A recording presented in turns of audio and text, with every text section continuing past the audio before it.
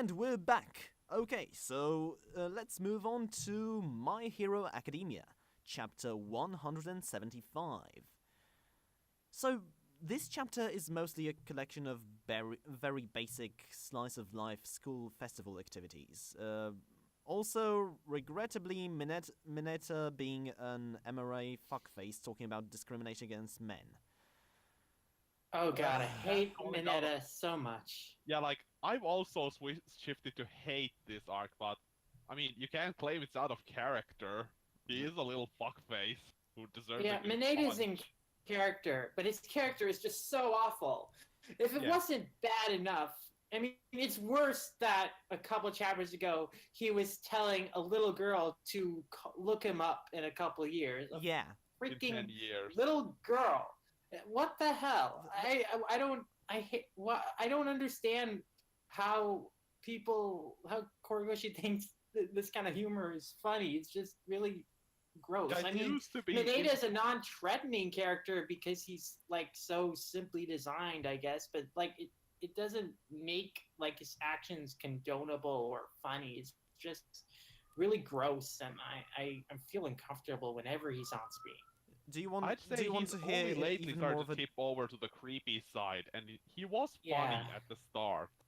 At the start, but as the series has gone on, it's just gotten worse and worse. And I think it's been especially bad these past couple of weeks because he's been in like every chapter, and he has like an awful thing to say in every chapter. Like he's an entitled brat that will only participate if he gets promised a harem, and then he tells a little girl to look him up in a couple of years, and now he's saying that, oh, no one respects men these days. Well, no one should respect you, Mineta, because you're awful. Milady. No, I'm. Well, at least no one agrees with him. Do you want? Yeah. But they are kind of apologetic for him, which kind of bothers me, especially Yeah. especially since I've heard that Horikoshi once said that. Oh yeah, he actually very much relates to Mineta. So I don't want to think about this. Yeah, I don't like that they enable his behavior, and then he continues to say and do these awful things unchecked. Yeah. Like, he hasn't even gotten, like, hit for his bad comments, like, in the past. Like, in the past, like, Suyu would beat him up and stuff, but Yeah, he like, hasn't even when he gotten told that. everyone they should have a titty bar, Tsuyu just tied up to a nice package and hanging up from the roof. Yeah, but nothing like fun. that these past couple of weeks. And, Yeah. yeah. So remember how in the last arc, Deku instantly met the main villain when he just went outside for patrol? So this chapter he meets the main arc villain as he goes outside to get some rope. Though this time it is a little more purpose-serving since it also shows off his intelligence because he realizes that voice is familiar, he knows about that kind of really rare tea, and he looks kind of familiar. Oh. I really love that Oh. slow realization. Like, there is a lot of great tension throughout those chapters when both Gentle and Midoriya are like realizing, oh crap, I know who this guy is. I have to get. And Gentle's like, I have to leave this conversation now. And then Midoriya's like, wait, what are you up to? And then the fight that Gentle wanted to avoid, and like Midoriya was hoping, would not happen, like, is happening. I really, really thought that entire sequence was really cool. Your mic was cutting out a lot back there. Could you repeat that? I really like this, especially since the stakes of this encounter are low. But it's realistic that a school festival would be an important thing for a high schooler, not the I'd say these are more personal stakes. It's not like we have to save everyone. It's just everyone's working really hard towards this, so I want them to be able to enjoy it. Yeah, it's not becoming the symbol of Yeah. peace and saving the world, but enough for a kind of a sket dance-like scenario. I really like that. It is more social and personal this time. Like, we know Your that mic's cutting out a lot Gentle. again. Oh man.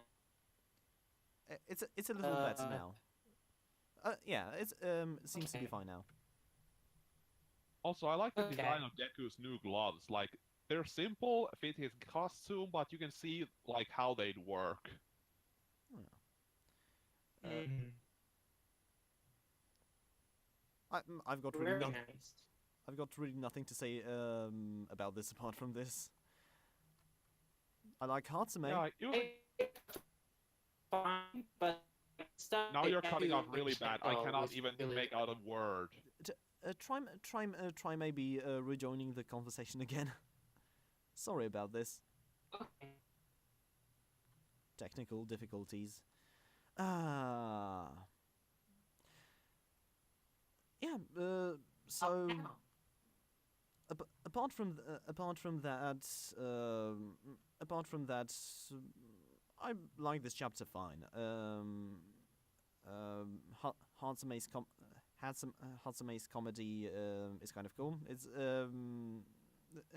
funny how she's so into what she does, and yeah, you do you. I like how she has a 36-hour nap scheduled.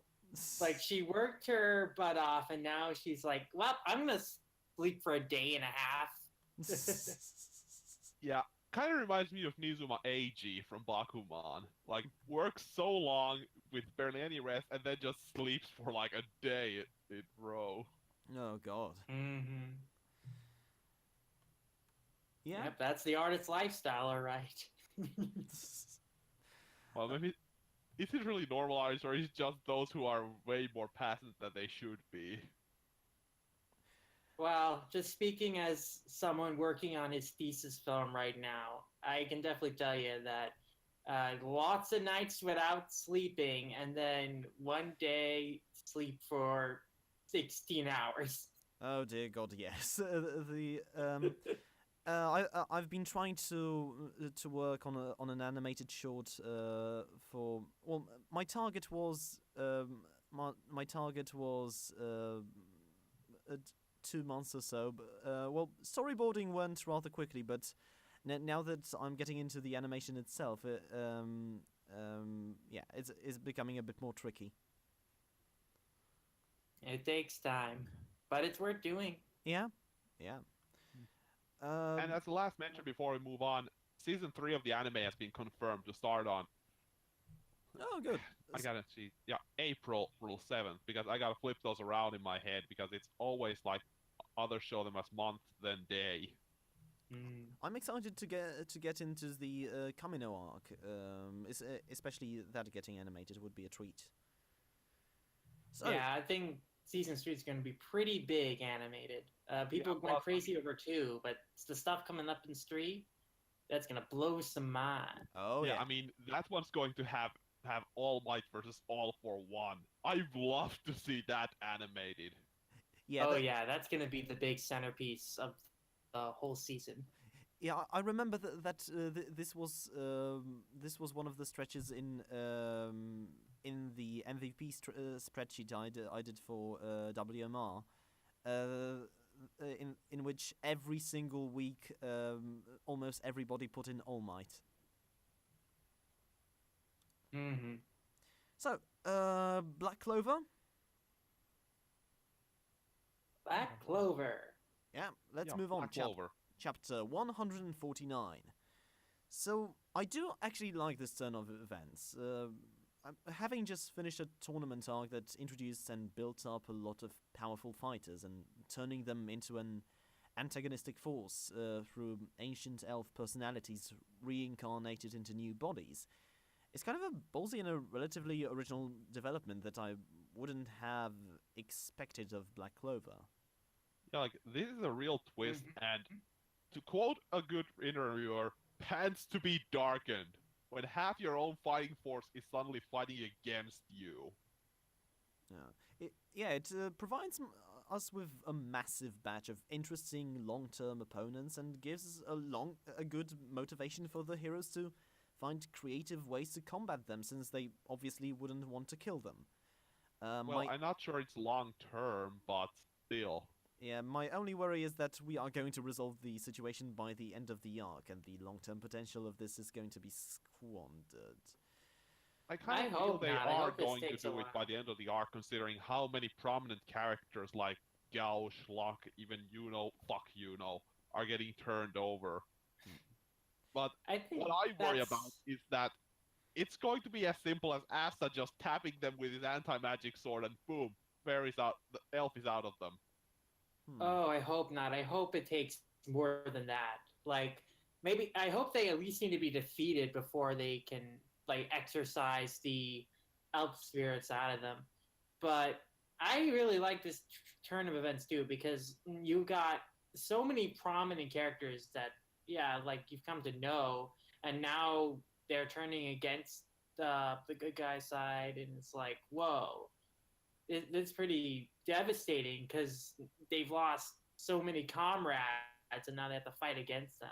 And of course, we know that it's not going to be impossible for them to like exorcise these elf spirits from these bodies. But the fact that so many powerful protagonists have been turned like this means that it's going to be a hard one fought. Like, especially, that's going to be a Yeah, big and one. I mean, especially like Real is not a good character, but he is a powerhouse. So him being one in the light, that's a pants to be darkened moment too. Yeah, I was. Yeah, And of I course, mean, real. yeah, I was gonna say, worst of all, they got the ultimate fighter, Ben Funk. Oh, oh, from the from our favorite trio, Ben, Brad, and Eric. Oh, I love these guys. But Uh, yeah, Rill. Like I hate Rill as a protagonist, but as an antagonist, he might be a lot better. oh yeah. I mean, as long as he's not. Oh, what was that Kenny-looking dude from Bleach called from Yuhabark's forces? The one with the Kenny power. looking dude. Well, brain in a jar. You mean Okay. the right hand of Soul King, or was it left hand? No. The brain in the jar. Oh, Oh, Grammy? Yeah, Grammy. As long as he doesn't turn out to be like him, because both of the powers kind of rely on the power of imagination.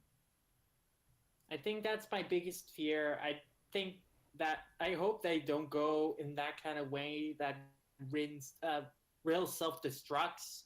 Because we've seen Real self destruct in a fight before in his match with like he destroyed his own crystal. I hope that's not how they end up beating him here, is that he messes up. I hope that they really actually defeat Real. And I hope he gets Real beaten up because yeah. I I mean, really even do not last like time Real. it was like he was fighting even. It's just that the rules of that particular contest were what caused his loss, rather than his own failure. Yeah. Yeah, I mean, no, he broke his own crystals, so he screwed himself over. So I hope that now that this is like a situation that doesn't have other rules like that, though. Yeah, like now there Hopefully, is no crystal where breaking it ends the fight. yeah, You can, in fact, that's all the more dangerous that that kind of backlash can affect the people around. And So one final note. You go first, Cheddar. anyone have any thoughts on the chapter, because we haven't discussed it much on the flashback, not the chapter. Oh, the flashback is pretty straightforward. It's just showing how Fake Leap just went around recruiting all of his big street generals, and that he intentionally reincarnated Raya and Veto, and then there was like a coincidence, I guess, that he found who Fauna reincarnated as, Hmm. so that's how he was able to revive her. So yeah, I thought it was pretty straightforward as a flashback, just kind of to show, hey, this is how he got his first three guys and Yeah, started on this cause. though there is also one noteworthy thing is that it seems like Liar was aware that Leith isn't really Leith. Yeah, I like that detail that he's like self-aware, but he's going along with it because he still wants the same thing that Fake Leaf wants. Yeah, and I kind of read it as that he kind of represses this thought that fake Licht isn't it in fact Licht. Well, remains to be seen. All right Though then. I wondered how the real Leith is going to react to all this. Like, is he totally on board with the whole slaughter every human too? I'm not sure. I think one of my greatest concerns is that the real Leak has been reincarnated as Yuno, and real Leak is gonna fight. No, we saw that the real leaf was the one that Yuno found floating in the air in that suspension magic. Oh yeah, yeah. I don't know. I don't know. I hope that yeah. So I wonder then if the real Leak. I definitely, based on what we've seen of the real Leak, he wouldn't condone this. So it's strange. But then again, it's still kind of weird that so many of the elves are also out for revenge. Well, I wonder mean, if there's we going don't to be know like that some yet. of them. We see one of them say, "Do not speak to us, you filth. You are not one of us." Rest of them have only seen that yes, they are reincarnated, but we saw no reaction from them.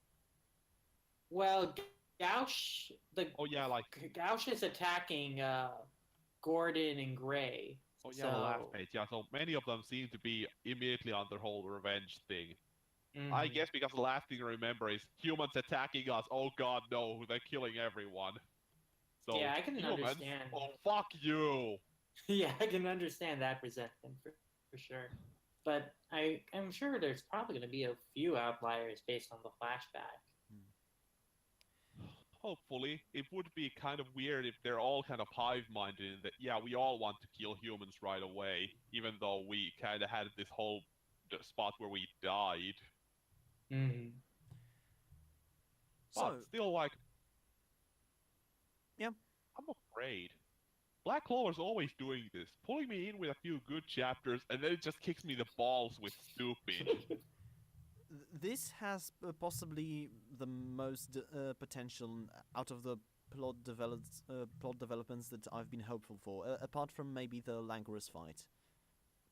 Because I was really surprised how well that turned out. But yeah, I choose to remain hopeful for the time being. Do you want to move on to the Promised Neverland? Mm-hmm. Yeah. So, that's chapter 79, and Noma was shot because she was arrogant, and yeah, okay. Yeah, this was a pretty lightweight chapter. I think the biggest problem is that we don't really know these kids too well. Like, we were just introduced to this group, and they don't have that deep of characterizations. Like, their backstory is all the same. They lost people, you know, having lived in this, like, a hunting ground for so long, and so they're out for revenge, or they're avenging all the people that they've lost. Like, it's the same kind of backstory, but there's nothing like unique about them individually. It's all about the group, and that's fine, I guess, but also the people they're going up against aren't very interesting, because we just got to know Newt Sunuma.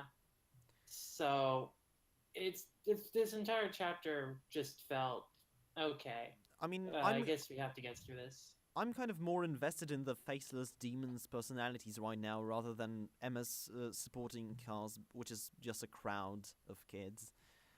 Because one thing I found interesting in this chapter is that this is the first time we see the demons care for each other, as News cries out for Noma after she dies.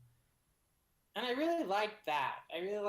Oh, okay, that's nice that these demons have their own sense of camaraderie, that they do care for one another. I do like that touch of humanizing them. Yeah. I really like that image of Noose like screaming no. I imagine it's just the Darth Vader scream. Yeah, and it's the most emotional we've seen, and I think They're cutting out again. Oh dear. Man. Yeah, I was gonna say that the demons saw the more interesting part of this conflict, like how we saw that idiot one just like whimper when he was the one being hunted, and how here it's more like, oh god, I lost someone dear to me. Like, is it a brother or whatever? I don't know. I think Noma. I think Noma might be a lady. Lover, because it's a female. You're still cutting out. Oh man. He's saying that Noma might be a lady, so sister probably. Yeah,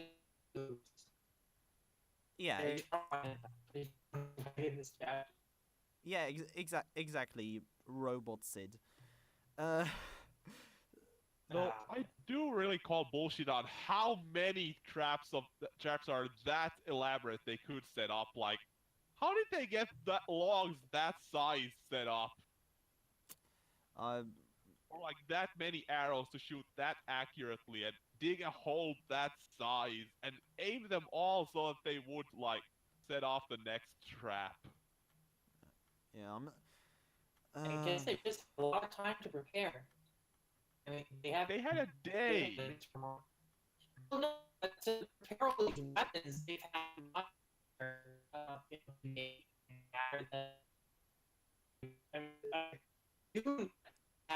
You might want to try rejoining the conversation again, mate. Yeah, I'm not getting a single word of that. Sorry. Oh, man. Sorry for those technical difficulties. Maybe next time we could try recording separately on Audacity. Well, in any case, I don't think you have a lot of time anymore. So shall we just move on to the We Never Learn? Well, before Sounds that, just good. one final note that the last page is Baron Lewis coming to town to confront Emma, who seems to be all alone. And even calling her both by her number and her real name. Hmm. Oh. I'm definitely excited that finally we're getting the Emma and Lewis confrontation, and that Lewis seems to know a lot about Emma's background. I definitely don't think that Emma is facing Lewis alone. I definitely think that other people are hiding in the wings, and this is like a strategy. So that's going to be interesting to see how that plays out. Who do you think that he knows her name from? Might I mean, be probably she just has the records from Gracefield. I mean, I assume that he's since he's like a well-connected, high-status demon, he can find out that information through his connections. Or maybe that, was it Adam or the one kid that doesn't talk and just says Norman's number is the inside man? Maybe. Or might be he just heard one of the other kids say her name. Yeah, or it could be, well, maybe he could know those two demons who gave them shelter in the forest. The guy who was in that also, I recall being a fan of the promise being broken and human hunting being a thing once again. So I do wonder. Well then, we never learn? Yes. We never learn. So that's chapter 55, and it's a fine chapter. It's pretty funny. Yeah, that was pretty funny. I love like Rizu's like robotic kind of how she's drawn kind of like a robot puppet, like when she's like playing the I Love You game. Yeah, like, that even was just really cute. repeating it even after she's already won. Yeah, in such a monotone way. It's just so nice. I like her excitement that she's like finally won a game, and so she gets super into it. And just wants to play kinda Nayuki, nice. not because she wants to say it to him, but just because she's lost so many times and wants to win for once. Yeah. Yeah, my only complaint is that they just had to get Kirisu into this, which is unfortunate. But I thought Kirisu really? was pretty funny in this chapter. Me too, like when she was like, yeah, I mean, there was no she was romantic tension to that. It was just like, what the hell did you just say? Yeah, like that cold stare looking down on Yuiga as he just repeats again in like this flat, questioning voice. Like that was really funny, I thought. Like there was no fluster on her part. She was like, "What the hell did you say?" I really like that. I really like that diffusal of any romantic tension. It's just like, what, kid? That was nice. And then, of course, the ending gag where Yuga's like, hey, well, if it's totally appropriate to have a relationship, as student teacher, maybe I shouldn't be cleaning your apartment anymore. And Kirisa's like, well, that's a separate thing. You can continue cleaning my apartment. I do agree that it was handled well. I still think it's a little creepy, and I would rather if, you just didn't address the issue in the first place. Yeah, I don't care for the having a student teacher kind of shipping in the series. Yeah. I'm not.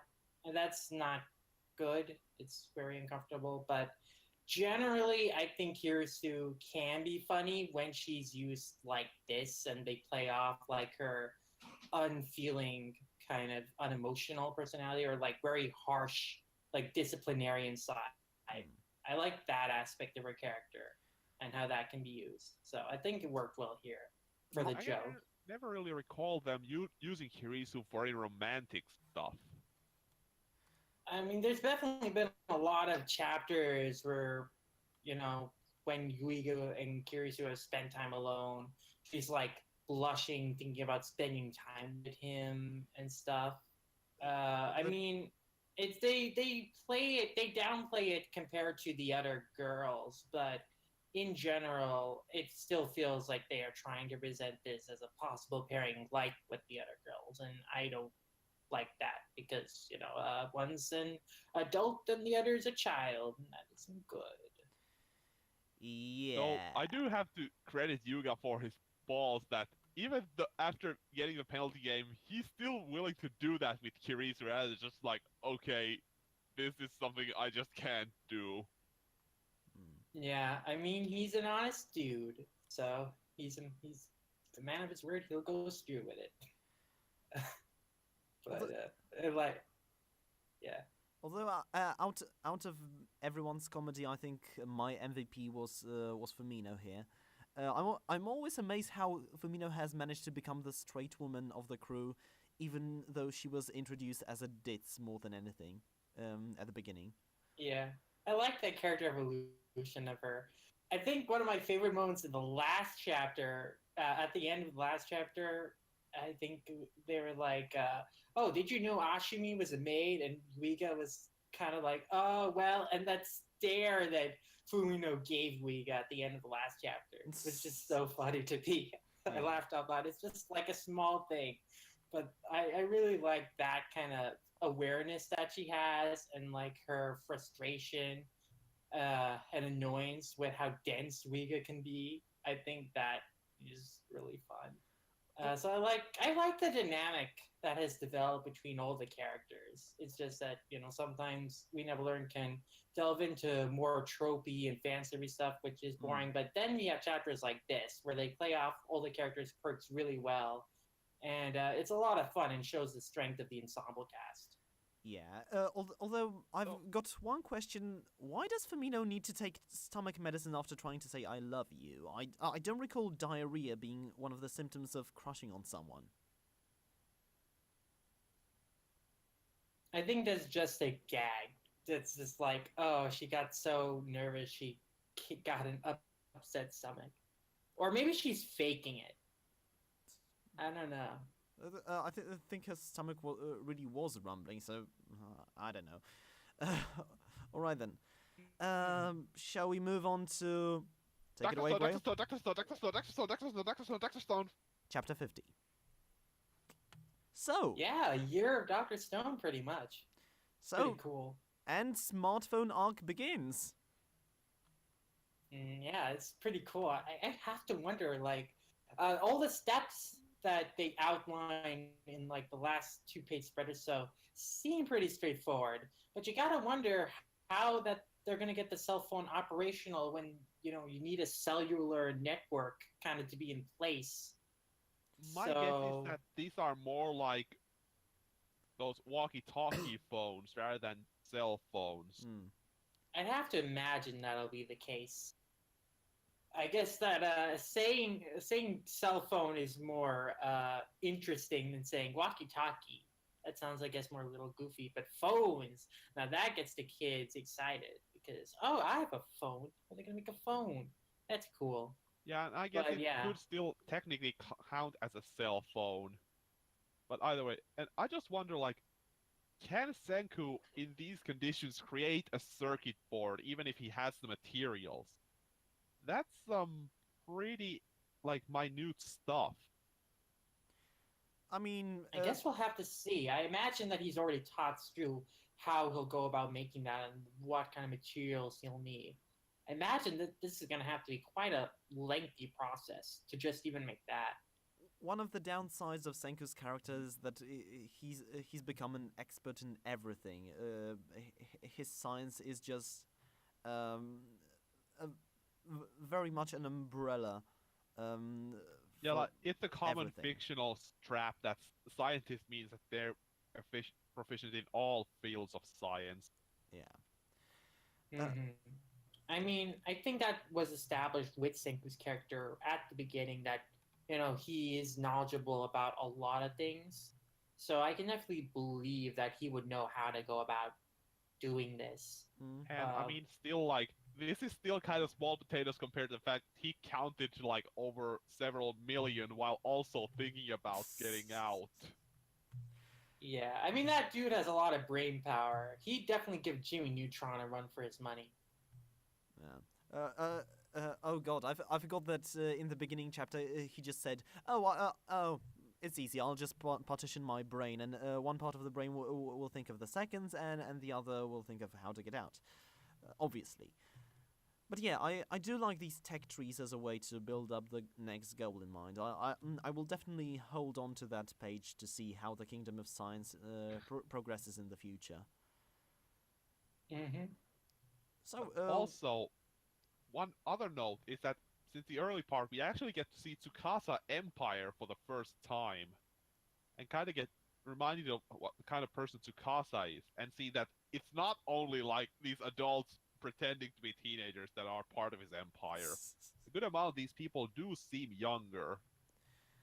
yeah, Yeah, I mean, his whole goal is to make an idyllic place for the young people to live in a world free from like the kind of social structures and trappings of the old world, and like up and that kind of class-based hierarchy that punished the lower class and workers and exploited young people.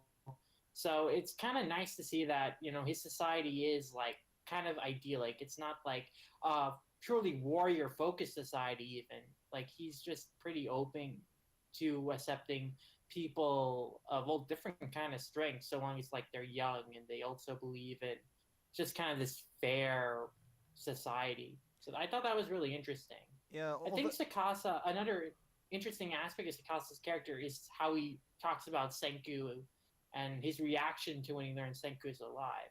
Because when he's telling Yoga about Senku, he refers to him as his friend, although he doubles back on that. But he starts out saying that he still considers him a friend.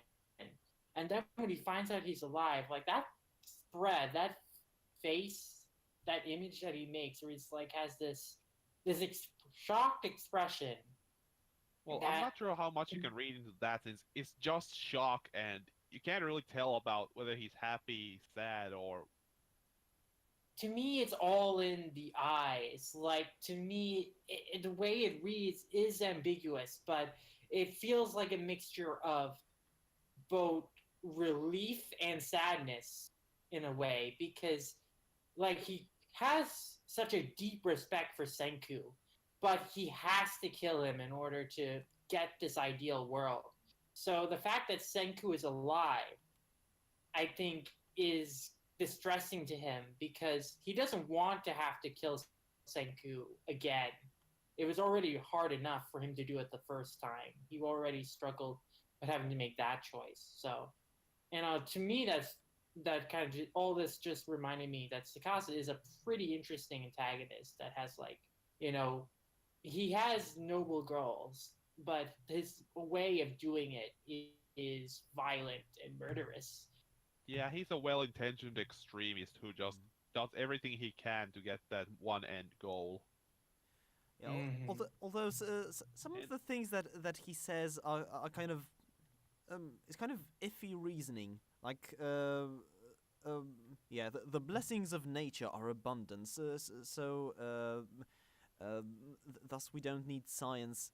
Well, yeah, if you're lucky enough to live in a temperate climate like Japan's, you do realize that nature can also be a bitch, right?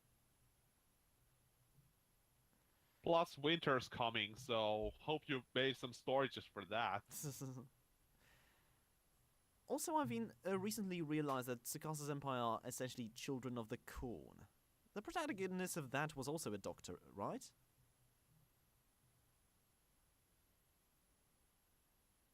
I can't really remember. I only saw the Nostalgia Critic review of it. Uh, so, we've also seen a suspicious amount of Tsukasa's empire now, and still no focus on Taiju and Yuzuriha. Yeah, so at least this chapter they were mentioned. Yeah, we see them in a panel, but I now wonder what Tsukasa is going to do with them now that he knows Senku's alive. Yeah, like I pointed out for the why it was really such a bad idea that they should reveal that Senku's alive. Hmm. Well, the most important thing now will be how to get the the cell phones to them when they actually do. How to communicate with them initially. Oh. Although, if that's everything. Oh, Sid, can you hear us? Oh, oh, we Well, can't. he's typing, so probably more microphone problems. Oh, oh, that's a shame. So, right then. So, shall we just? Okay, I don't know. I don't know if the issues are gonna resolve. So, I was gonna briefly mention. Okay, so when you come back, Sid, we will talk. We will I'm talk. back. Oh, here you are. Okay. Oh, So. I think I will have to go because Oh, I that is a have shame. a movie to catch soon. I want to share my thoughts on the jump starts, but maybe another time. That is a shame. Well, hope we can catch you. Hope we can catch you sometime soon. Yeah. Always happy to have you Yeah, here. Uh, I'm always happy to be on here. It was a lot of fun discussing Trump this week, and I hope to be back another time to discuss it again. yeah. Just before you go, where can people find you? People can find me at Lumranmayasha on Twitter, and Relation. Basically, wherever that you find Lumranmayasha, I'll be there. And you can find Manga Mavericks on YouTube, on channel named Manga Mavericks, and on Twitter, you can follow it at Mavericks. That's the manga podcast that we do with my friend Colton, that means Street. Discuss some that we love. And yesterday we talked about our Cheddar, are you getting a word of this? Well, I hope people will. I do remember some of the addresses, so I will link you at the end. But yeah, see you, Sid. Hopefully our next crossover together will have fewer technical difficulties. See ya, man. And enjoy the show, of course. Yeah, see ya. Yeah, he's off to see a Sailor Moon show, I think. So yeah. Good luck with that. Okay, not. Just to briefly touch up on Robot X Laserbeam. So there has been a new arc, new tournament. We actually we have seen Robo go against the organizer of that tournament. Basically, he was his stoic robotic self, so he just said a few things that he shouldn't have, and which wasn't very diplomatic. And now all the odds are against him. We've also seen some few characters introduced that are going to be basically the in-universe audience favorites for this arc. And yeah, I actually think that in some ways this manga has found its footing right now, because it is getting a little more interesting lately. In the most recent chapter, we have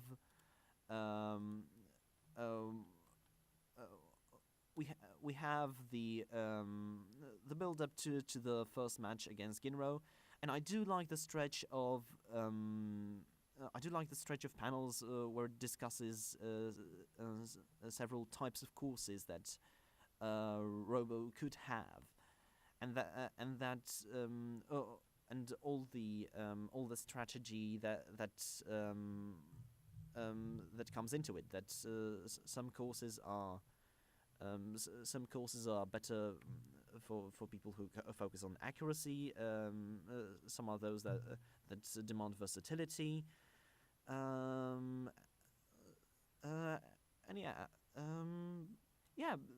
this is actually getting pretty interesting. So hopefully the match with Ginro will manage to grab me in the end. I do still follow. I am not. Hello, you still there? Yes, I am. Hello? Cheddar, I'm not hearing anything. Oh dear. Okay. I'll try again.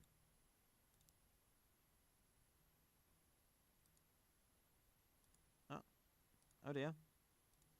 What's going on? Oh, Discord, must you do this? Is this more technical difficulties? Please let me know if you at least hear me. Yes. Can you hear me now?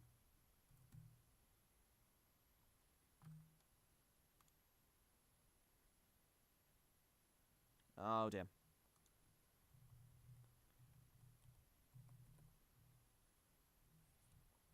Okay. So. Alright, I hear you again. Okay, great. Sorry, internet just went out for a minute there. So, yeah, I'm hoping that this stretch of chapters is gonna grab me. I'm still not gonna recap it every week, but maybe just review review a stretch of chapters once in a while. So yeah, Greil, can you hear me now? Yes. Okay then. So shall we move on to Jujutsu Kaisen? You can. I still haven't been able to read it, so. I have actually managed to find some scans for it. So, Dr. Nova is online. Maybe he'll want to join.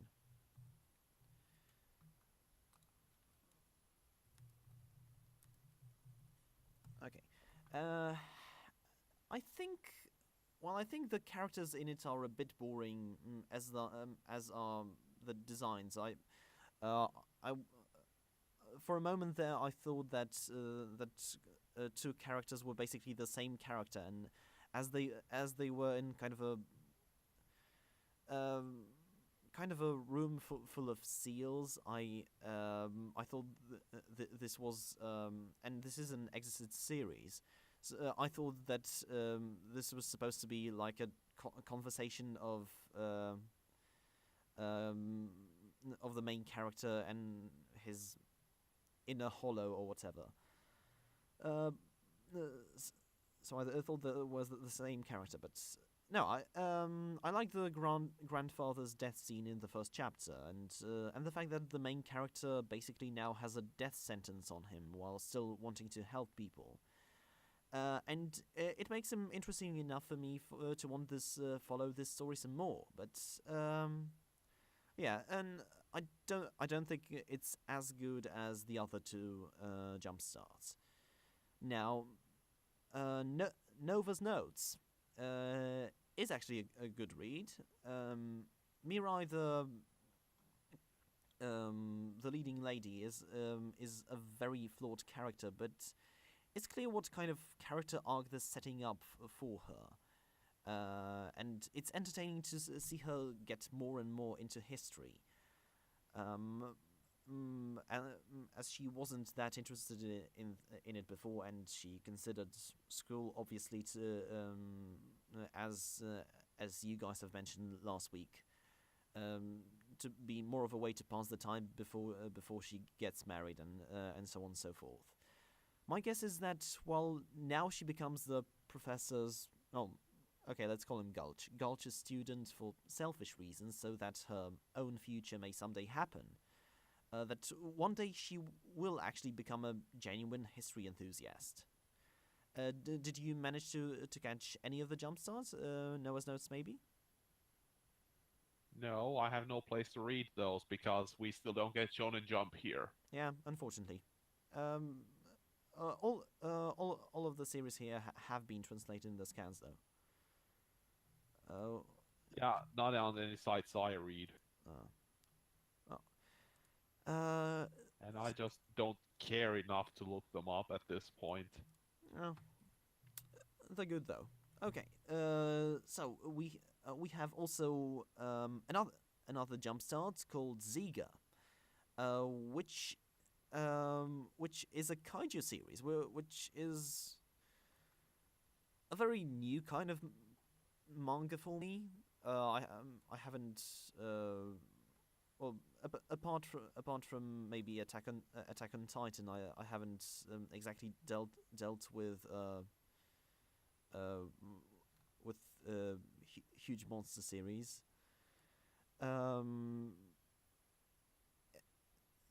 I've most of my impressions are okay. These ears on these designs are fucking huge. Which obviously Castor would say if he was still here. I think characterization wise, this may be the best out of the three jump starts. It's so it's about this manga has an exceptional talent of making very charming characters with very simple traits that make them memorable. We have Ko, an exceptionally gifted every boy who was demotivated about his lack of talents in the past, but then he was kind of motivated by his childhood friend to try his hardest because she hates people who give up easily. And yeah, they kind of become close. There is a sort of a ship baiting moment,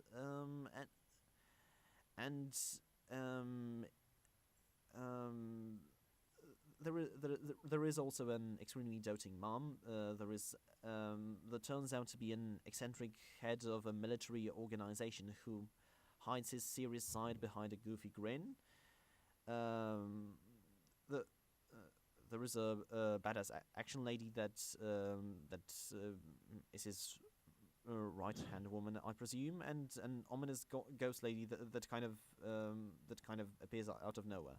I wish I had prepared a recap for it actually, instead of just my brief thoughts, but.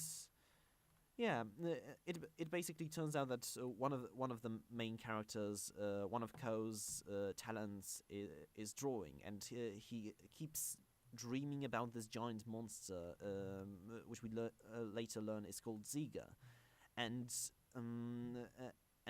he keeps drawing it while barely awake. This makes this kind of military organization take notice of him, and yeah, they actually want to recruit him as a soldier, and it turns out that the monster he dreamt of was actually real, and he and yeah, and unfortunately it attacks the city. The childhood friends unfortunately dies, which is sad because she was my favorite character in this. And presumably, how does this chapter end? Yeah, presumably he will now join the organization in question, and yeah, I'm actually invested. I do like the characters. I want to see what happens next. So good stuff. Well, that was an awkward monologue. Well, that will happen when there's only two hosts and one of them hasn't read the thing that is being discussed. Yeah, I suppose that is going to do it for this week of Stammer Stream. So thank you all for watching, either on my YouTube channel, live at twitch.tv/Wensleydale Cheddar. We usually record on Saturdays, 10 a.m. Eastern Standard Time. Usually, if there isn't a daylight saving time moment,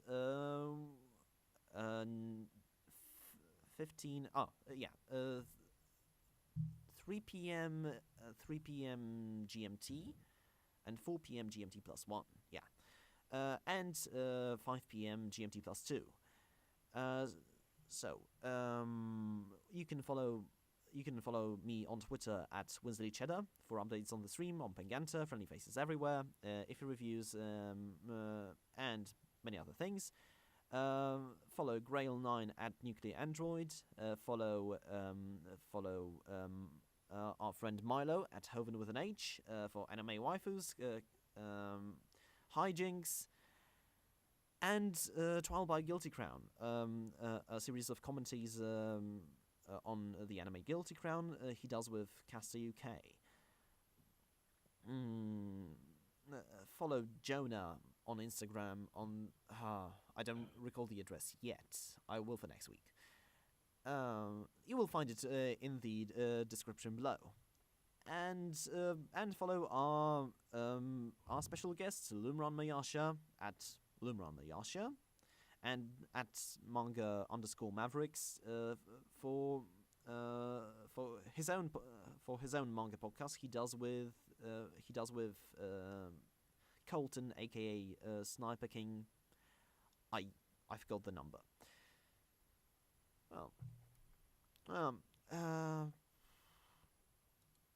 yeah, and anything to throw out there, really? No. How is the progress going on your Dr. Stone thing? I don't like to talk about it in case it doesn't get to the progress at the end. I just deny ever having done anything. Oh, okay then. Well, I recently got hit with a few copyright claims on my South Park review. And we got World Triggered taken down, which I will still fight them for. Yeah. This is very unfortunate. Although Viacom, I learned recently retracted some of the claims on my videos. But they still have got a few ones, so I hope those will be retracted soon. And